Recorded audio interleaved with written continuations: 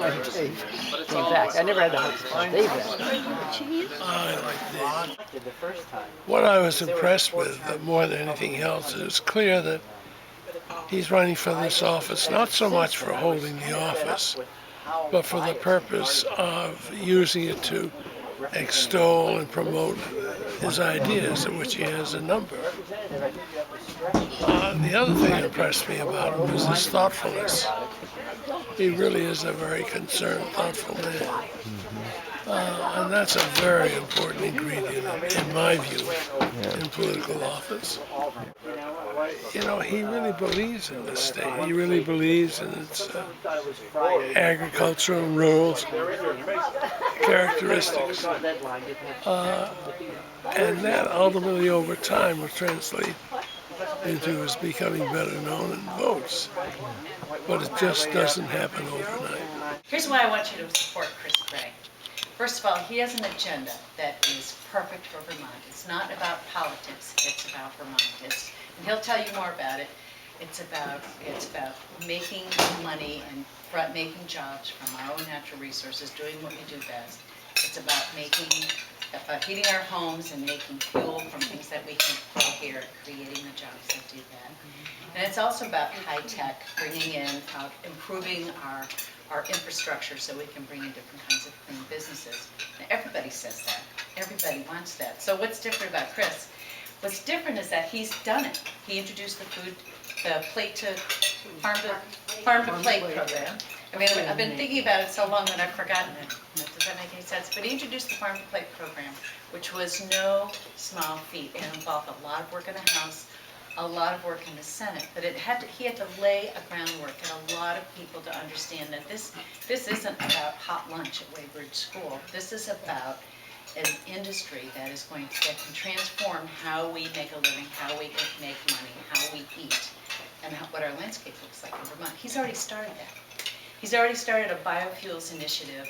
I heard him on BPR last summer. He's on a lot of state committees. We've had legislation passed. And he works very closely with the forest products industry, landowners, and other Vermonters to get that going. And the third piece is what surprises people when I'm talking about when we talk about high tech and how important it is to have the infrastructure here that we need to support these kinds of clean businesses. Chris has already done a lot of that. He's worked for IBM, he's done projects for Intel, Apple. He worked at National Life as project manager, organizing complicated projects, bringing the players in and making it happen and being accountable. So he has everything we need. He's got the right ideas for Vermont. It's not about being lieutenant governor, it's about making Vermont a better place. It's not about politics, it's about service. I've known Chris for 6 years, and when he asked me if I would support him for lieutenant governor, I only had one really big question, and that was, where do I send the check? So I'm asking you to support him, but it really is important. This is not, people don't wake up in the morning thinking about who's going to run for lieutenant governor. But you know, there are other things going on. People here are sort of a different kind of group. They're thinking about the politics. So think about that and bring it up at your book club, bring it up, you know, at work, bring it up wherever you go during the day at dinner and so on. Who are you supporting for lieutenant governor? Have you heard about Chris Bray? And this is what makes him so terrific. So do that. Talk about Chris. Send him money. He needs this. It's unfortunate, but that's how it is. Things cost money in Vermont. So, Chris? Put them together. Dave would shake things up and now put them together. And between the two of them, I think it meant for a very... Can't really express very well how honored I feel to have Governor Hoff here this evening, helping out. When I think of what we're doing in this sort of work, it's changing the nature of the game. And back in 1962, there was a Vermont House member who had served for a term who decided to run for governor, and which I think took amazing energy and courage to step up and broke a 108-year reign of Republican-owned governors.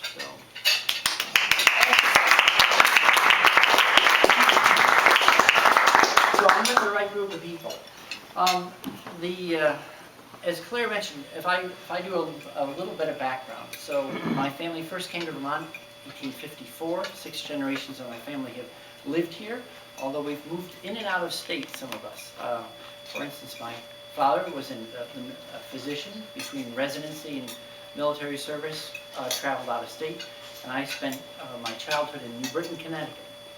And as I grew up, that was a factory town. Its motto was Hardware City of the World. And while I was there, it lost 10,000 jobs, and factory after factory closed.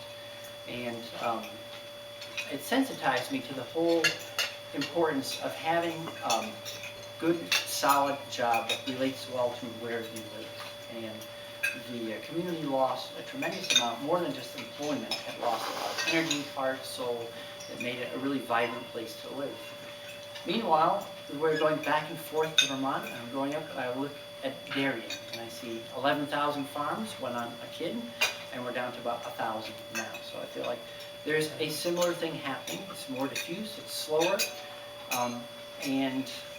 as a kid I was unable to do anything about it, and I told myself if I ever had a chance to work on it again, that I would step up.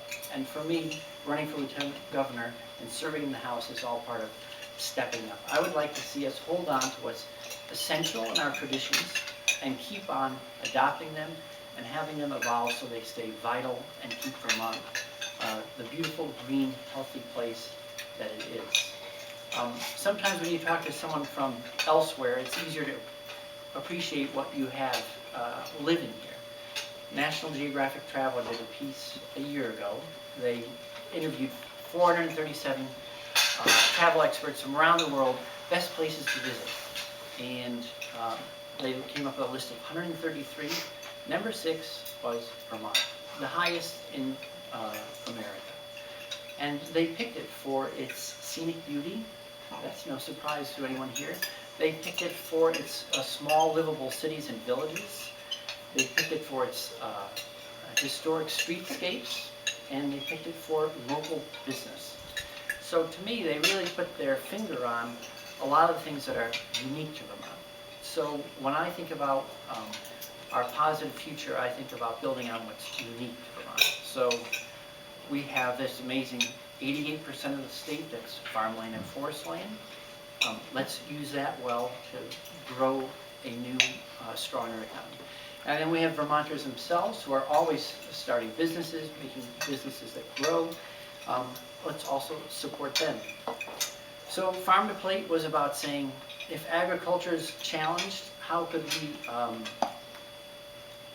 look at agriculture in a different way so that it stays healthy and vital? Farm to Plate is about rebuilding our in-state food system. Right now we import 97% of the food we eat. Just trying to move the needle 10%, and that adds 2,500 jobs, $500 million a year. So good food is good business.